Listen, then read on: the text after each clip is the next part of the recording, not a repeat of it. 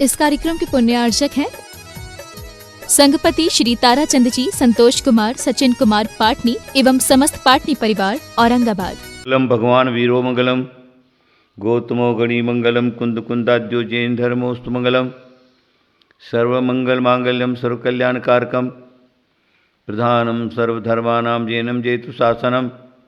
जय बोलो 1008 चिंतामणि पार्श्वनाथ भगवान, जय बोलो 1008 महावीर भगवान की, जय बोलो 1008 सम्य शिखर सिद्ध क्षेत्र की, जय बोलो 1008 अनंतानंत परम सिद्ध भगवान की, परम गुरुदेव आचार्य श्री महावीर जी महाराज की, परम गुरुदेव आचार्य श्री विमल सागर जी महाराज की, परम गुरुदेव आचार्य सन्मत सागर जी महाराज की, तीन कमलों करोड़ मुनिराज की, अहिंसा परमो धर्म की।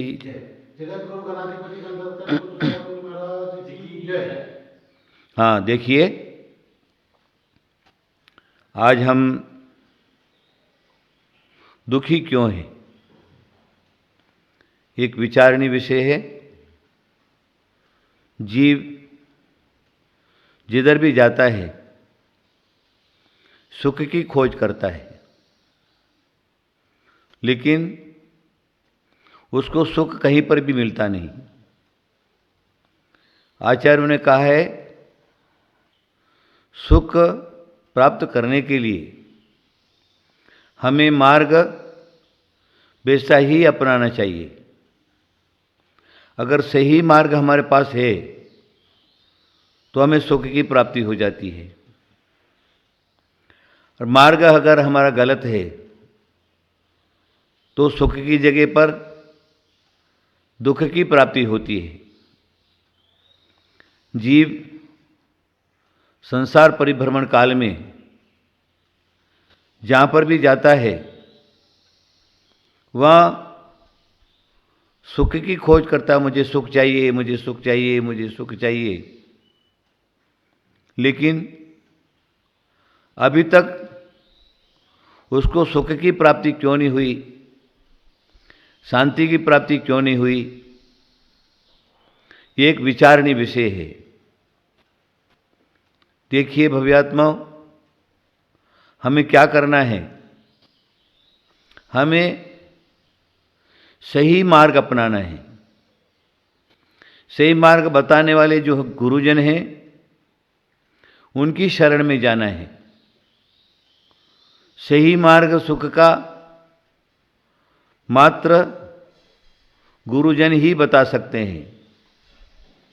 हम गुरुजनों की शरण में जाएं, उनके पास बैठें और उनसे पूछें, भगवान मैं संसार में भटक रहा हूं और जिधर जाता हूं उधर दुख ही दुख मिलता है। देखिए हमारे कुंद कुंद स्वामी ने समयसार की चौथी गाथा प्रस्तुत किया है। शिष्य आचार्य परमेश जी के चरणों में बैठा हुआ है और शिष्य प्रश्न कहता है, भगवान काम भोग बंद कहा सुलभम। काम भोग बंद की कथा सुलभ है, जिधर भी हम जाते हैं उसकी प्राप्ति सुलभ हो जाती है। किंतु जो आत्मतत्व की बात है, सुख की बात है, वो हमें जल्दी से जल्दी क्यों नहीं प्राप्त होती है। तब कुंद कुंद भगवान ने शुद्ध परिचिदान भूया सव स्वीकाम भोग बंद कहा, ये गाता दे दिया। शुद्ध परिचिदानुभूव, काम भोग बंद की कथा सुनी है और अनुभव में दिया है। शुद्ध परिचिदानुभूता और परिचित है, और जिधर जाओ उधर वही वही सुनने को मिलता है, इसलिए सुलभ है। लेकिन जहाँ सुख की बात है, शांति की बात है, आत्मा की बात है, आत्मिक सुख की बात है, उसने न कभी सुना है और न ही ऐसे निमित्तों के पास गया है और न ऐसा कभी प्रयत्न किया है। इसलिए काम भोग बंध की कथा तो सुलभ है, लेकिन आत्मिक सुख की बात जो है वह सुलभ नहीं है, दुर्लभ है। मेरे कहने का यही एक मतलब है। संसारी जीव काम भोग बंध की कथा जो है उसमें रचा पचा है, उसमें उसकी आसक्ति है, उसी की ओर उसका बढ़ना है और प्रयत्न पुरुषार्थ भी उसका उसी रूप में हो रहा है। इसलिए जो हम चाहते हैं उसका मार्ग अगर हमने नहीं अपनाया तो हमें वो प्राप्त नहीं हो सकता। हमको जो चाहिए उसी मार्ग पर हमको जाना पड़ेगा।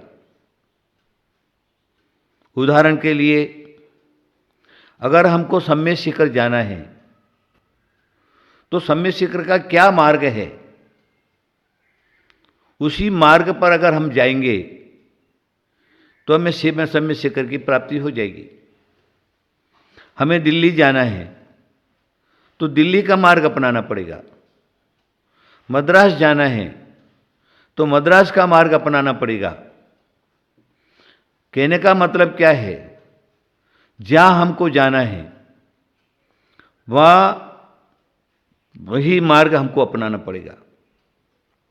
अगर वो मार्ग सही मिल गया, बताने वाला सही हुआ, तो हम जिस स्थान पर जाना चाहते हैं वहां हम पहुंच सकते हैं, नहीं तो नहीं पहुंच सकते। मैं आपको श्रृंखला पहली उपदेश का एक उदाहरण प्रस्तुत करता हूं। आज हम सब लोग गलत मार्ग पर चढ़ गए। हमारा मार्ग सही नहीं है। हमारा संयम बिगड़ा, हमारा चारित्र बिगड़ा, हमारा रहन सहन बिगड़ा और हमारा खान पान बिगड़ा। उसके कारण सही मार्ग पर हम जाना भी चाहते हैं तो भी जा नहीं पाते। हमें सही मार्ग के लिए जो जो निमित्त कारण हैं उन निमित्त कारणों को हमें मिलाना पड़ेगा, तो हमारे कार्य की सिद्धि हो सकती है। देखिए, हमारी जो भी मानसिकता है, हमारा व्यवहार है, हमारा चारित्र है, हमारा संयम है, हमारा खान पीन पान है। चलो, मैं बाकी सब बातों को अलग रखते हुए आज सिर्फ लोगों के खान पान पर प्रकाश डालता हूं।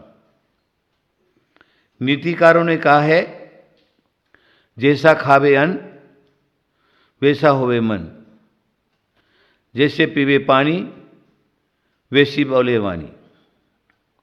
जैसा खावे अन्न, अगर हमारा अन्न जो है खराब है, अच्छा नहीं है, सात्विक नहीं है, तो हमारा मन भी सही नहीं हो सकता। हमारा मन जो है अगर सही रखने के लिए हमें हमारा खान पान शुद्ध रखना पड़ेगा। जैसा खावे अन्न वैसा हुए मन, और जैसा पीवे पानी वैसी बोले वाणी। पानी जैसा पीता है वैसी हमारे मुंह से वाणी निकलती है। इसलिए सर्वप्रथम हम लोगों को अपने खान पान की शुद्धि रखना परम आवश्यक है। क्योंकि हमारी जो मानसिक क्रियाएं हैं उसके ऊपर उसका असर पड़ता है। अगर हमने अभक्ष्य खाया है तो हमारी मानसिकता कभी ठीक नहीं हो सकती, हमारा धर्म सही रूप में नहीं हो सकता, मोक्ष मार्ग की तरफ हमारी गाड़ी नहीं बढ़ सकती।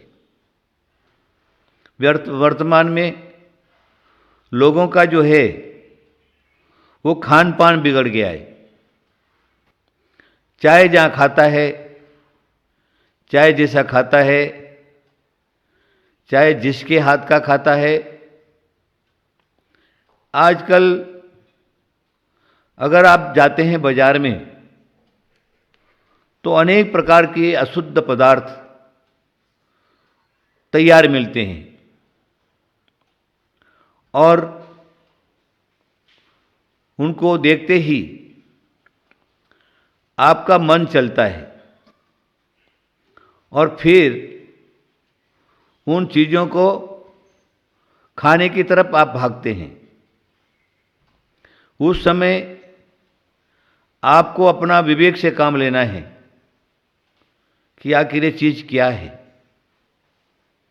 किसने बनाया है,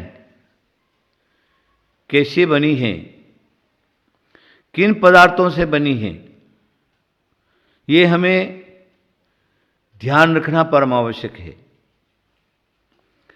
हमारे आचार्यों ने लिखा है, तुम शुद्ध खाओगे शुद्ध भाव बनेंगे, अशुद्ध खाओगे अशुद्ध भाव बनेगा।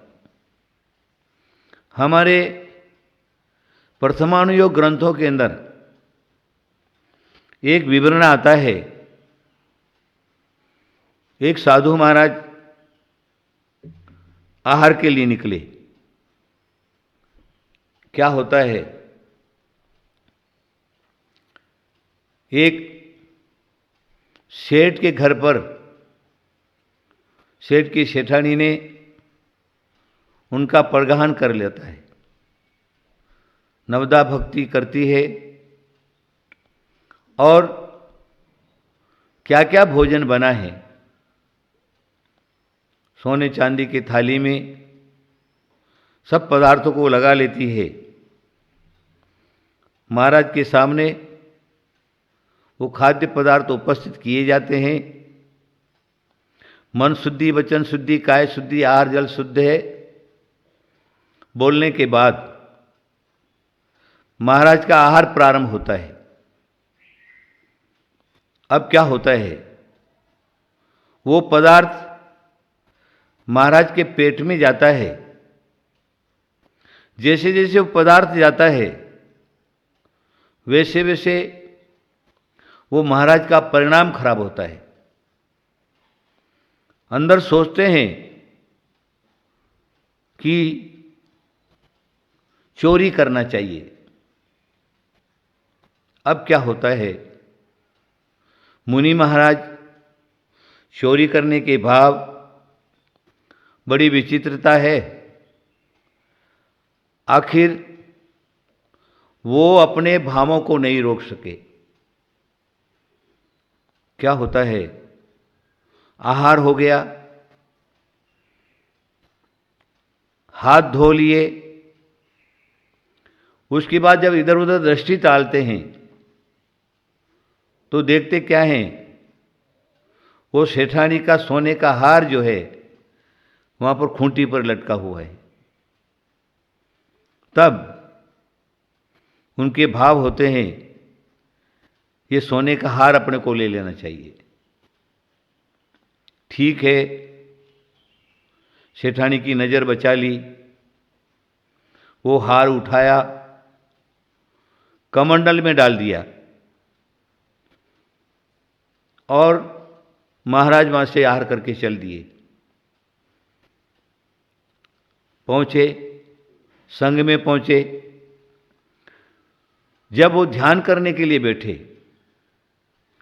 तब उनके दिमाग में आया कि अरे मैं तो साधु हूं और साधु होने के बाद जो क्या है, ये चोरी करने का कार्य मैंने कर लिया। मैं तो अचौर्य व्रत का धारण करने वाला महाव्रती हूं, और ये अकार्य मेरे से कैसे संपन्न हुआ। हाय हाय, अच्छा नहीं हुआ। पश्चाताप करने लगे, गुरु के चरणों में पहुंचे। गुरु के चरणों में पहुंचने के बाद आलोचना करते हैं, भगवान इस प्रकार की घटना हो चुकी है, अब मैं क्या करूं। इधर ये हो रहा है, उधर सेठानी अपने काम से निवृत्त हुई। उसने अपना हार देखा तो खूंटी पर हार नहीं था। तब बड़ी सोची समझी, ढूंढा, कहीं पर भी नहीं मिला।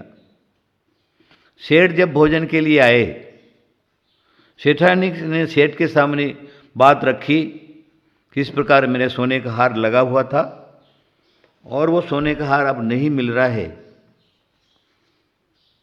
इसलिए मेरा सोने का हार मुझको मिलना चाहिए। सेठ बोलता है, अरे सेठानी, अपने घर के अंदर कौन आया? बोले, मुनिराज आए थे, आर किया और चले गए। सेठानी को शंका होती है, कोई आया नहीं और हार कौन लेकर के जा सकता है? हो सकता कहीं मुनि महाराज तो नहीं लेके जावे। सेठानी के सामने, सेठानी ने सेठ के सामने वो बात रखी। तब सेठ कहने लगे, अरे कैसी तो बात करती, तो मुनि महाराज की इतनी भक्त और मुनि महाराज के ऊपर शंका करती है। नहीं नहीं, हो सकता कुछ न कुछ तो मुझको नजर आता है। आप उनके गुरु के पास जाइए और इस प्रकार इस घटना को उनके गुरु के सामने रखिए। तब वो सेठ जा रहे हैं, उधर गुरु मुनिराज को कहते हैं, अरे साधु, तुम्हारे से अकार्य हो गया है, धर्म की प्रभावना अप्रभावना नहीं हो, लोगों के विश्वास खत्म नहीं हो, इसलिए तुम क्या करो, ये हार को ले जाकर के उनको दे करके आ जाओ, चुपचाप दे करके आ जाओ। तब वो उधर से हार लेकर के आ रहे, दोनों की रास्ते में भेंट हो गई। सेठ ने चरणों में नमस्कार किया, चरण स्पर्श किए। सेठ पूछने लगी, महाराज जी कहाँ जा रहे? महाराज पूछते, सेठ तुम कहाँ जा रहे? अरे बोले, महाराज जी बात मत पूछो, मेरे घर में इस प्रकार का सोने का हार सेठानी का था, उसकी चोरी हो गई है, इसलिए मैं तुम्हारे गुरु को पूछने के लिए जा रहा हूं कि आखिर मेरा हार वो किसने लिया।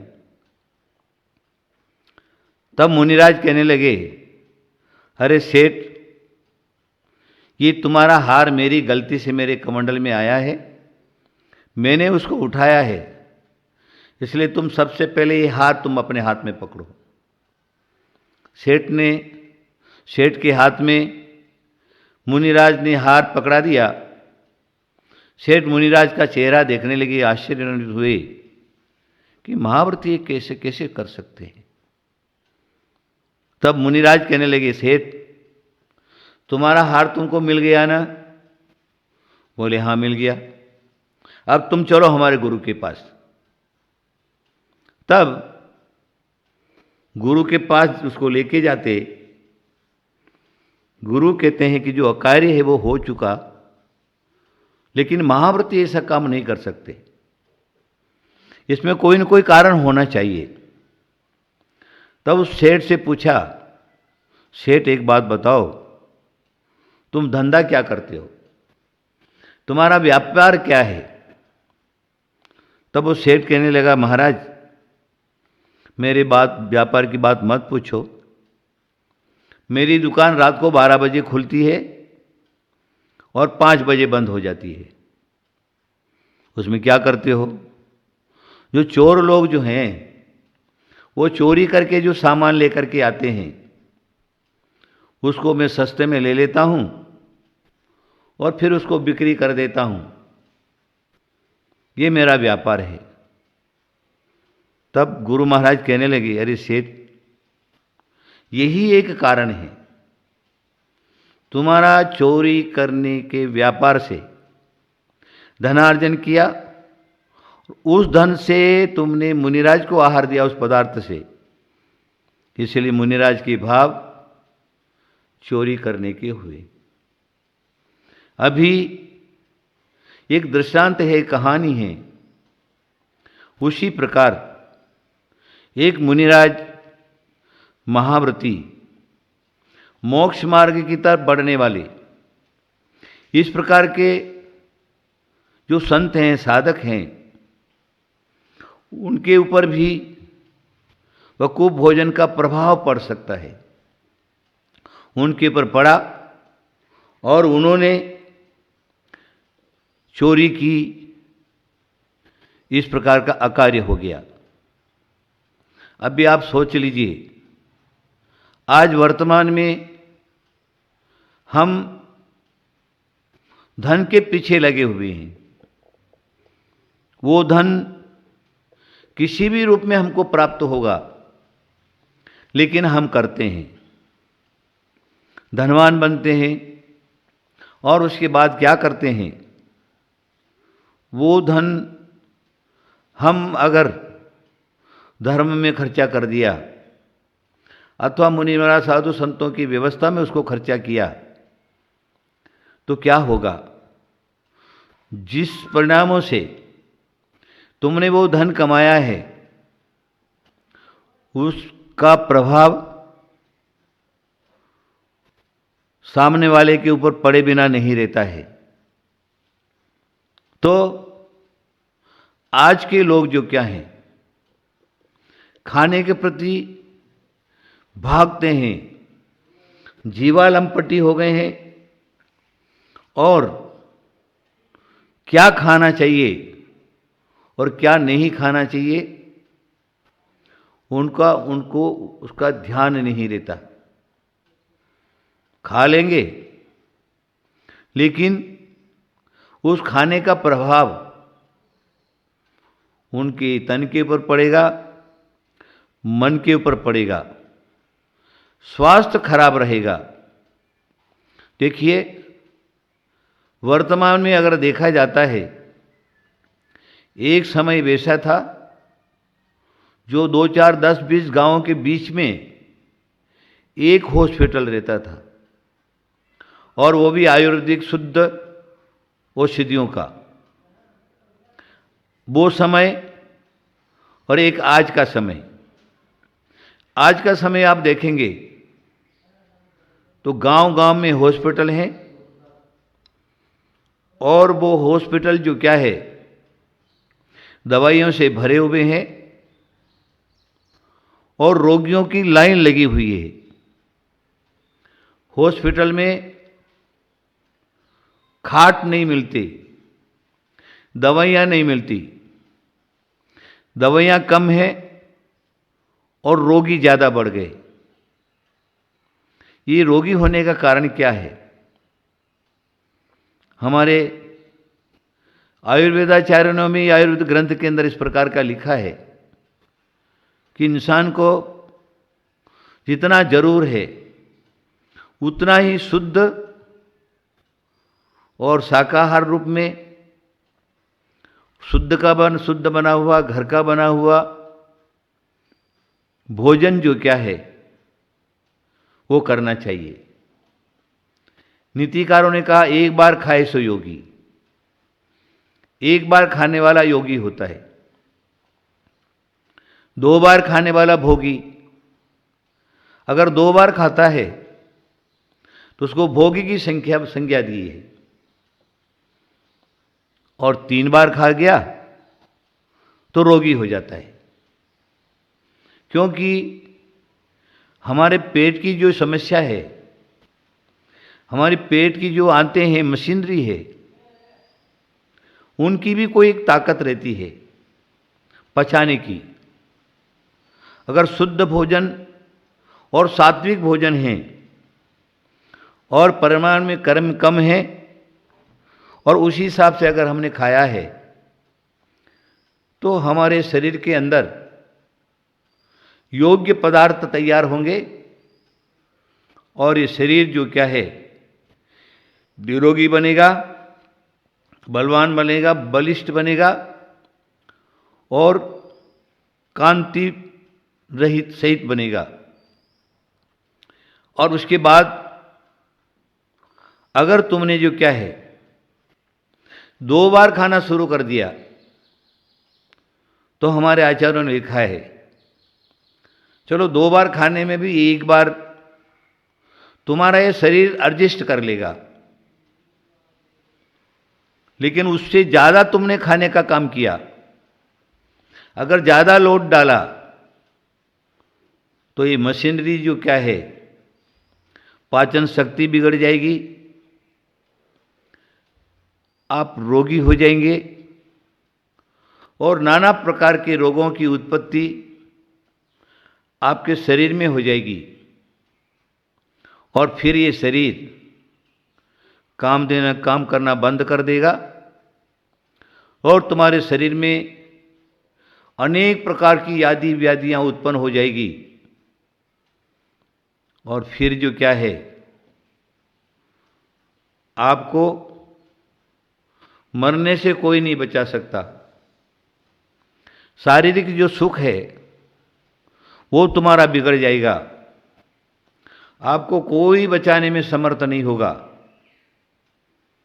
इसलिए आयुर्वेद का भी इस प्रकार का नियम है, तुम सीमित खाओ और शुद्ध खाओ, शुद्ध बना हुआ खाओ, घर का बना हुआ खाओ, बाजार की कोई भी चीज जो है उसका उपयोग मत करिए, नहीं तो ये शरीर तुम्हारा जवाब दे देगा और तुमको रोगी बना देगा और ऐसे ऐसे असाध्य रोग भी तुम्हारे शरीर में हो जाएंगे जिसका निवारण अच्छे अच्छे डॉक्टर भी, वैद्य भी जिसका निवारण नहीं कर सकेंगे और आखिर तुमको मरणासन होना पड़ेगा। देखिए संसार में हम जिधर दृष्टि डालोगे उधर सिर्फ घर घर के अंदर रोगी ही रोगी भरे हुए हैं। घर के अंदर एक अलमारी पूरी की पूरी 4 घर के मेंबर हैं, चारों प्रकार की दवाइयां और पूरी अलमारी दवाइयों से भरी हुई है। ये स्थिति अभी हमारे वर्तमान में है।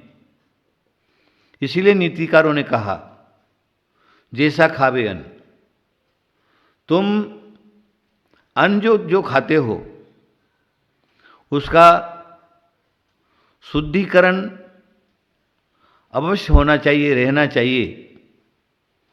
इसलिए हमारे जैन धर्म में साधु संतों की जो चर्या है वो साधु संतों की चर्या में सिर्फ एक बार भोजन करने का विधान है और वो एक बार भोजन भी सात्विक शुद्ध बना हुआ और शुद्ध लोगों से के हाथ का बना हुआ साधु संत भोजन करते हैं।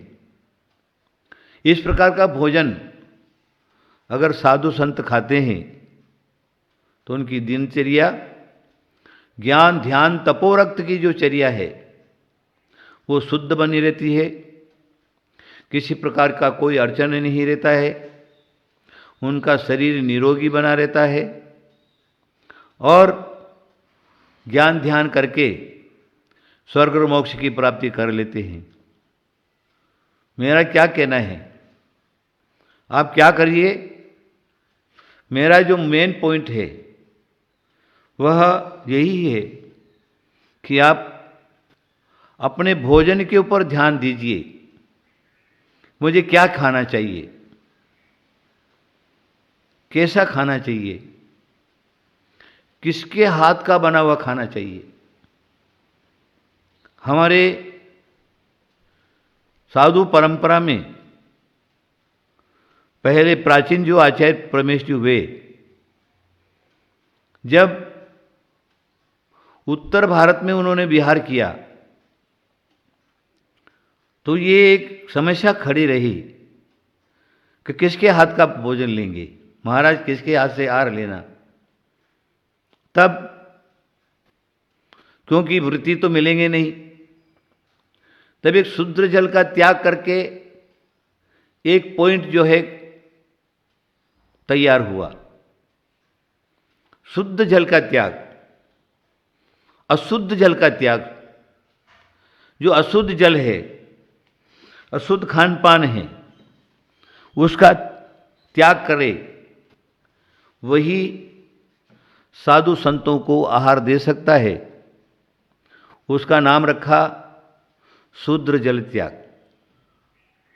उसका अर्थ क्या था? जो रात्रि भोजन का त्यागी हो, पानी छान करके पीने वाला हो, और मद्य मांस मधु का जीवन भर का त्यागी हो, और मद्य मांस का सेवन करने वाला जो है वो भी मुनिराज को, साधु संतों को आहार नहीं दे सकता। इस प्रकार का नियम करा करके और हमारे आचार्य शांति सागर महाराज से लगा करके, आचार्य महावीर कीर्ति जी से लगा करके, आचार्य विमल सागर जी महाराज से लगा करके, बड़े बड़े जो संत हैं उन सभी संतों ने उस नियम को निभाया और स्वयं भी शुद्ध खाए, और जो अशुद्ध खाने वाले हैं उनके हाथ का खाने का त्याग कराए। देखिए, वर्तमान में अगर आप देखते हैं तो आज हम सब लोग कुछ भी खाते और कुछ भी पीते हैं। जो मिल गया, जैसा मिल गया, मात्र खाने से काम, खाने से काम, खाने से काम। देखिए, यह एक दुर्गति का कारण है। मैं भी ये सोचता हूं, वर्तमान में इतने सारे लोग हैं, जैनी लोग, और बड़ी बड़ी धर्म की क्रिया करते हैं, मंदिर में जाकर के अभिषेक करते हैं, पूजा करते हैं, मंत्रानुष्ठान करते हैं। ये सारी की सारी क्रियाएं तो करते, लेकिन उनको अभी तक फल क्यों नहीं मिल रहा? इतना करने के बाद भी दुखी क्यों, रोगी क्यों? सर्वत्र देखा जाता है। उसका मेन पॉइंट जो है वो वही है, हमारे पेट के अंदर, मनुष्य का पेट जो है वह अब एक कब्रिस्तान बना हुआ। कब्रिस्तान जानते हैं आप लोग? यहाँ पर व्यक्ति का डेथ हो गया, मर गया, तो उसको दफना दिया जाता है। जमीन के अंदर खड्डा खोद करके उसको डाल दिया जाता है, उसको कब्रिस्तान कहा।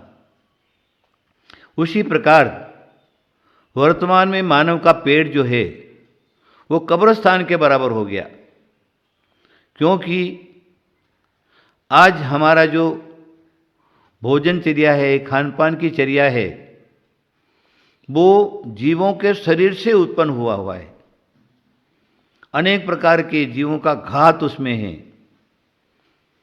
और वो जीव हैं, कीटाणु हैं, हमारे भोजन के साथ मिश्रित होकर के हमारे पेट में चले जाते हैं, और वो हमारे शरीर में अनेक प्रकार का रोग उत्पन्न कर देते, और उनकी मानसिकता भी खराब हो जाती है। अभी आप देख लीजिए, वर्तमान में मांसाहार का बोलबाला है। जिधर देखो उधर देखिए, अभी वर्तमान का एक समय ऐसा है, लोग शाकाहार को छोड़ करके और मांसाहार की ओर बढ़ गए। हमारे जैन श्रावक के लिए सर्वप्रथम अष्टमूल गुणों की बात की। मध्यमास मधु त्यागी, सहानुव्रत पंचकम, ऐसा समंतभद्र स्वामी ने रत्नगढ़ श्रावकाचार्य में एक श्लोक दे दिया। सर्वप्रथम बताया मध्यमास मधु त्यागी, शराब पीने का त्याग और मांस खाने का त्याग। अब आप सोचिए, मांस किसको कहा?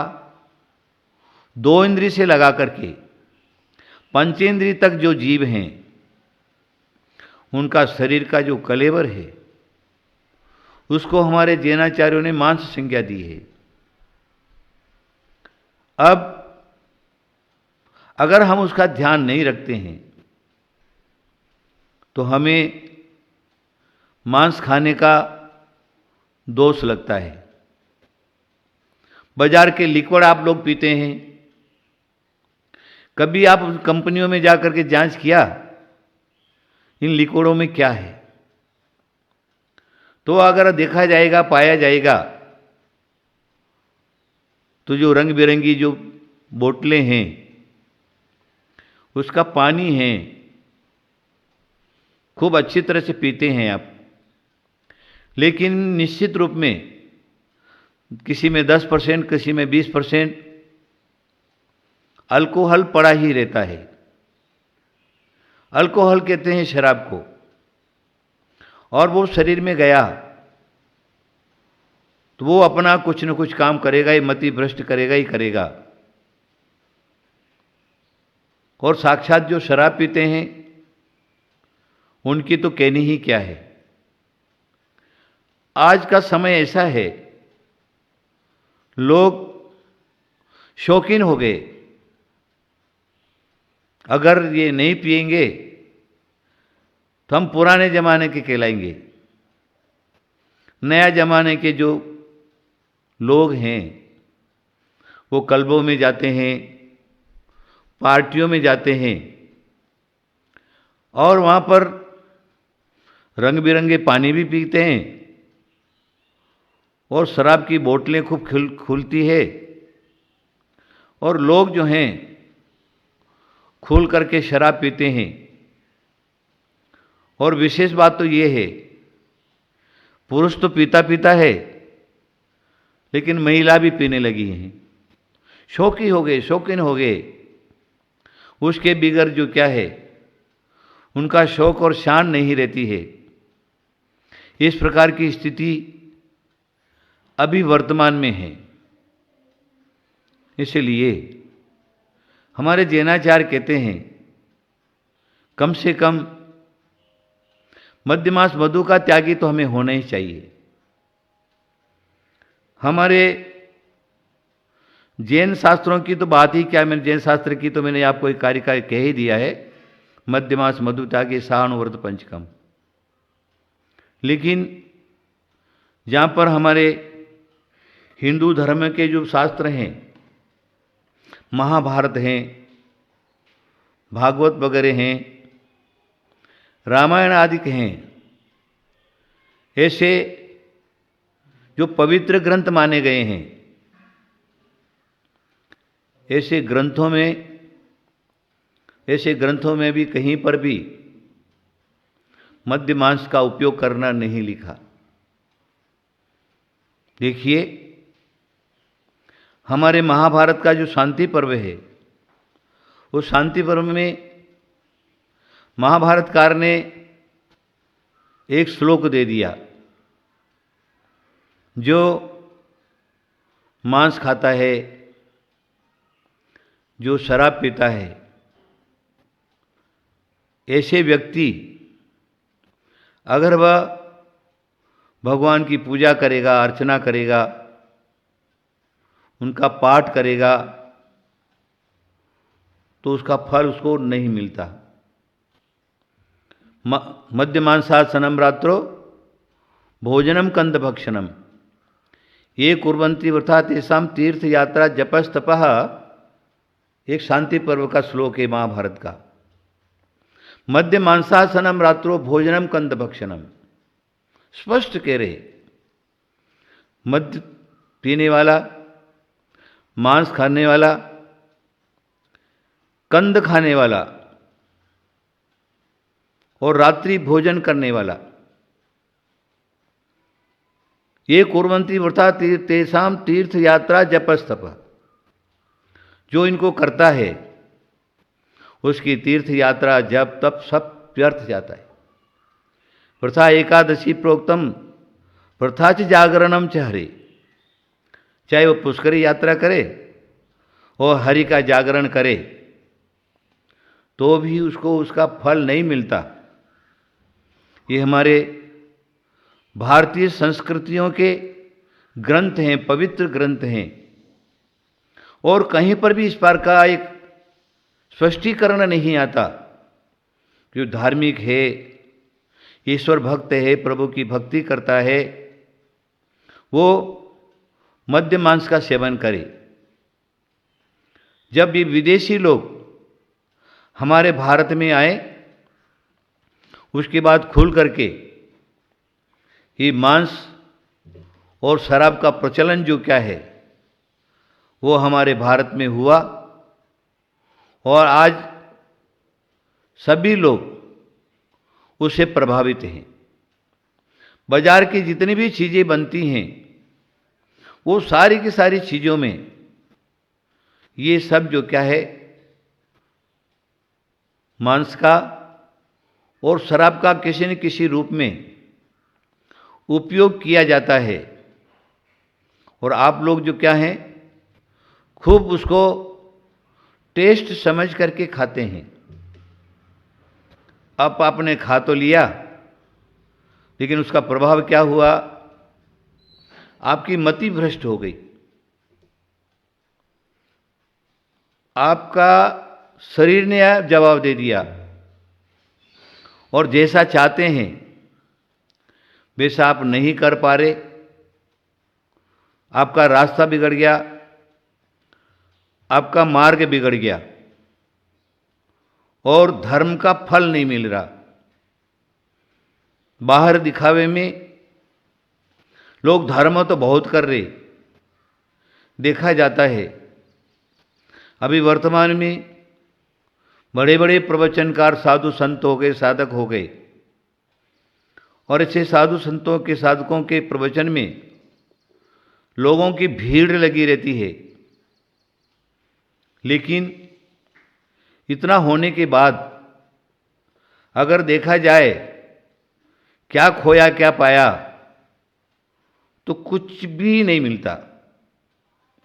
जब जीवन में अष्टमूल गुण ही नहीं है, मद्य मांस मधु का ही त्याग नहीं है, तो हमें धर्म की फल कैसे मिल सकता है? तीर्थ यात्राओं का फल कैसे हो सकता है? इन धर्मानुष्ठानों का फल कैसे मिल सकता है? क्योंकि हमारा जो क्या है मेन पॉइंट जो है वही खराब है।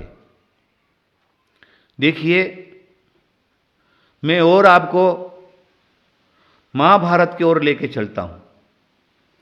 हमारे महाभारत ने एक उदाहरण उपस्थित किया है। महाभारत का युद्ध प्रारंभ है, अर्जुन के बाणों से भीष्म पितामह आहत हो गए, धरती पर गिर पड़े, सरसैया हो गई, बाणों की सैया तैयार हो गई, बाणों की सैया पर पड़े हुए हैं। दोनों पक्ष के लोगों ने युद्ध बंद कर दिया। पितामह के नजदीक जाते हैं, रोते हैं दोनों जने, दुर्योधन के पक्ष के भी, युधिष्ठिर के पक्ष के भी। दारा श्री कृष्ण भी सामने उपस्थित हैं। फिर दुर्योधन पक्ष के भी और युधिष्ठिर पक्ष के भी पितामह को कहते हैं, पितामह जो कुछ हो गया सो हो गया, होने को कोई नहीं टाल सकता है। अब आप तो मरणासन हो गए, आपके बिना हम सब लोग असहाय हो जाएंगे। अब हमारा इस दुनिया में कोई नहीं है सद्मार्ग दिखाने वाला, इसलिए आप क्या करिए, कुछ अंतिम उपदेश दीजिए ताकि हमारे जीवन में यादगिरी बनी रहे। तब वो दोनों पक्षों की बात को सुन करके द्रौपदी वहां पर खड़ी हुई है। द्रौपदी ने सुना कि कैसे मूर्ख दोनों पक्ष के, ये व्यक्ति कभी भी इसने न्याय का पक्ष नहीं लिया और इससे अंतिम सदुपदेश सुनने की बात कर रहे। द्रौपदी जोर से हा हा हा करके हंस पड़ी। तब दुर्योधन पक्ष के लोग भी और युधिष्ठिर पक्ष के लोग भी द्रौपदी को कहने लगे, रे द्रौपदी, ऐसे असमय में हमारे पितामह तो मरणासन हैं और ऐसे समय में शोक करना चाहिए, दुख व्यक्त करना चाहिए, वो तो नहीं कर रही और तुम तो हंस रही है। क्यों हंस रही? तब भीष्म पितामह जो है दोनों को कहते, शांत रहो शांत रहो शांत रहो। अरे ये क्यों हंस रही है, इसका मतलब मैं समझ गया। बोले अच्छा, चलो आप ही बता दीजिए, ये द्रौपदी असमय में क्यों हंसी? तो वो भीष्म पितामह कहते हैं कि अरे पांडवों कौरवों, मैं भीष्म पितामह हूं, प्राचीन वृद्ध आदमी हूं, राजनीति का जानकार हूं, धर्म नीति का जानकार हूं, युद्ध नीति का जानकार हूं। इतना होने पर भी क्या है, ये इसलिए हंस रही है, मैंने कभी भी न्याय मार्ग का शरण नहीं लिया, न्याय मार्ग को नहीं अपनाया, इसलिए हंस रही। पांडवों ने अपना योग्य जो है न्याय नीति से जो राज्य चाहिए, वो राज्य की प्राप्ति के लिए धृतराष्ट्र से जब याचना की और मैं वहां पर बैठा हुआ था तो भी मैंने पांडवों को राज्य नहीं दिलवाया, इसलिए द्रौपदी हंस रही। उसके बाद जब राजसभा लगी हुई, दूध कीड़ा हो चुकी, दूध कीड़ा में भी मैंने मना नहीं किया कि दूध कीड़ा जो है, जुआ जो है, वो जीव को दुख की तरफ ले जाता है, मैंने मना नहीं किया। और जब दुशासन ने, दुर्योधन ने सती द्रौपदी को बाल पकड़ करके सभा में खींच करके लाने की जो क्रियाएं की, उस समय भी मैं वहां पर बैठा हुआ था, तो भी मैंने दुर्योधन के पक्ष को, दुशासन को मैंने डांटा नहीं, उसको रोका नहीं। इसलिए द्रौपदी हंस रही, बोले कैसा मूर्ख है ये। उसके बाद महाभारत के युद्ध की तैयारी हो गई, दोनों तरफ से युद्ध के लिए खड़े हैं। उसके बाद भी मैंने उस युद्ध, चाहे मैं चाहता था तो युद्ध रोक सकता था, लेकिन उस युद्ध को मैंने नहीं रोका, इसलिए द्रौपदी हंस रही है। लास्ट पॉइंट की बात क्या है देख लीजिए, ये उदाहरण कहानी है। लास्ट पितामह क्या कहते हैं कि अरे द्रौपदी, उस समय वैसी मेरी बुद्धि थी। बोले कारण क्या? वह कारण दुर्योधन का अन्न खाता था,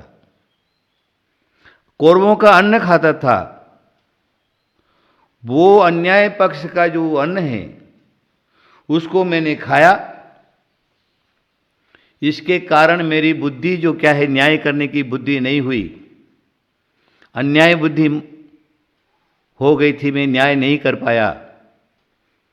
लेकिन द्रौपदी, अब बात पलट गई। अब क्या हुआ है? अर्जुन का बाण लग लग करके जो मेरे शरीर के अंदर अन्याय पक्ष का जो रक्त बना हुआ था, वो सारा का सारा रक्त निकल गया। अब शुद्ध रक्त रह गया है। इसलिए हे द्रौपदी, अब मैं उपदेश करने के लायक हो गया। आप सब लोग समझ गए होंगे। उदाहरण की जगह पर है, कहानी की जगह पर है, लेकिन ये बात जो है, धर्मशास्त्रकारों ने भी, महाभारतकारों ने भी इस बात को स्वीकार किया है कि जो शुद्ध भोजन जो है वो शुद्धता रखता है। न्याय से कमाया हुआ, अनिति से कमाया हुआ, चोरी से कमाया हुआ, पाप से कमाए हुए जो धन है, वो धन के द्वारा, वो धन से उपार्जित अगर एक कण भी हमारे पेट में जाता है तो उसका प्रभाव पड़े बिना नहीं रहता है। इसलिए हमें क्या करना है? मैं सिर्फ इन उदाहरणों से एक ही बात कहूँगा। आज हमारे चैनलों के माध्यम हैं और बड़े बड़े संत जो हैं, धर्म की बात कहते हैं, समाज सुधार की बात कहते हैं, संयम और चारित्र्य की बात कहते हैं। उसकी कोई कमी नहीं है, लेकिन कमी किस बात की है? लोग क्या करते? सुनते हैं, सिर्फ कान पवित्र करते, भीड़ इकट्ठी करते, और महाराज का प्रवचन हुआ, ताली बजाई, वापस अपने घर पर चले गए। लेकिन अपने जीवन में जो खोटी आदतें पड़ी हुई है, उस आदतों को नहीं सुधारते। खुलेआम शराब पीते हैं, खुलेआम मांसाहार करते।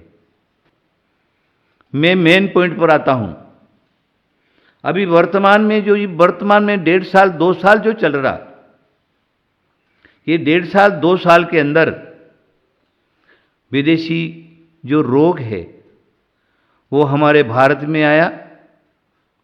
कोरोना वायरस महामारी रोग, उससे भारतवासी सारे के सारे करीब करीब ग्रसित हो गए, और दूसरी लहर में लाखों की तादाद में लोग मर गए, घर के घर बर्बाद हो गए,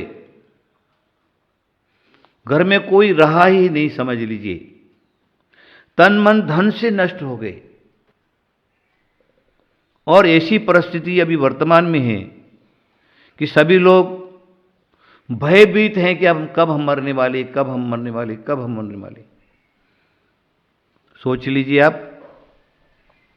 जहां तक मैंने देखा है, मैंने सुना है, मैंने पढ़ा है,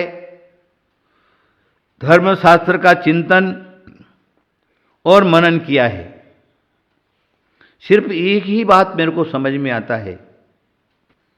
देखा है मैंने, और शास्त्रों में, पुराणों में भी पाया जाता है, जब जब भी ये पृथ्वी के लोग अन्याय, अनीति, पापाचरण की तरफ बढ़ जाते हैं, जीव जीव को नहीं समझता, एक दूसरे को मार करके खाने की तरफ उतारू हो जाते हैं, इस प्रकार का पृथ्वी पर जब पाप बढ़ जाता है,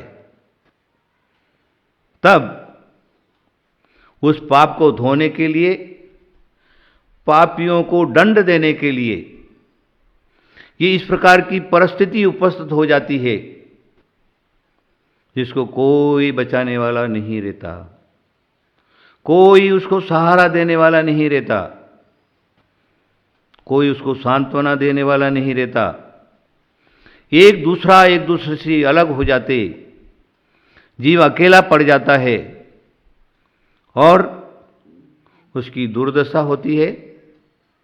न्याय नीति और धर्मशास्त्र ये कहता है पापी लोग बढ़ते हैं तो सारे के सारे नष्ट हो जाते। इसलिए हमें क्या करना है, ये पाप प्रवृत्ति से बचना है। मैं तो एक ही बात जब भी बोलता हूं, एक ही बात बोलता हूं सारे देशवासियों को, सारे राष्ट्रवासियों को, अरे तुमने क्या कर दिया। पृथ्वी पर अनेक प्रकार के पशु थे, अनेक प्रकार के पशु। आज तुम लोगों ने उनको सबको मार मार करके उसका मांस तोड़ तोड़ करके खा लिया। पशुओं की जातियां खत्म हो गई, विजातियों की खत्म हो गई। पक्षी सब प्रकार के करीब करीब सब नष्ट हो गए। और अब ये पेड़ पौधे बचे हुए हैं, वो भी धीरे धीरे नष्टता की तरफ बढ़ रहे। आखिर तुमको कौन बचाएगा, तुम कैसे बच सकते हो। इसलिए मेरा जो पॉइंट था आज, जैसा खावे अन्न वैसा होवे मन, जैसा पीवे पानी वैसे बोले वाणी। हमें ये ध्यान में रखना है कि अगर हमको स्वयं की रक्षा करना है तो हम क्या करें, सदाचार प्रवृत्ति बनाएं और शाकाहार की तरफ बढ़ें, मांसाहार को छोड़ दें, जीवदया का पालन करें, अहिंसा का पालन करें। और भगवान महावीर का जो सूत्र है, जियो और जीने दो, स्वयं जियो और दूसरे को भी जीने दो, ये सूत्र नहीं है हम तो जिए और दूसरे को मरने दो। ये सूत्र कोई भी धर्मशास्त्र नहीं कहता। सभी यही कहते हैं तुम स्वयं बचना चाहते हो तो दूसरे को बचाना सीखो। देखिए हमारा जो क्या है, न्याय नीति सदाचार शाकाहार जो क्या है, वही एक मेन पॉइंट है। उसी की तरफ हमें बढ़ना है। भगवान ने, ईश्वर ने, हमारे भाग्य ने ये पृथ्वी के ऊपर अनेक प्रकार के खाद्य पदार्थ हमको दिए हैं। आज उसको खा करके हम अपना जीवन निर्वाह कर सकते हैं। हमारा समय पूरा हो रहा है। इसलिए मैं आप सबको यही कहूँगा, भगवान आप सब लोगों को सद्बुद्धि दे और जो क्या है आप अपना भोजनचर्या आचरण ठीक करें और पाप प्रवृत्ति को कम करें। आपको सुख मिलेगा, शांति मिलेगी। सुख और शांति का मात्र सिर्फ मार्ग है, एक ही मार्ग है। और आज नहीं तो कल, 4 दिन के बाद ये मार्ग को आपको अपनाना ही पड़ेगा। इस मार्ग को अपनाए बिना आपको सुख और शांति नहीं मिल सकती है। मेरा आप सब लोगों को आशीर्वाद। महावीर भगवान की जय। इस कार्यक्रम के पुण्यार्चक थे संघपति श्री ताराचंद जी, संतोष कुमार, सचिन कुमार पाटनी एवं समस्त पाटनी परिवार, औरंगाबाद।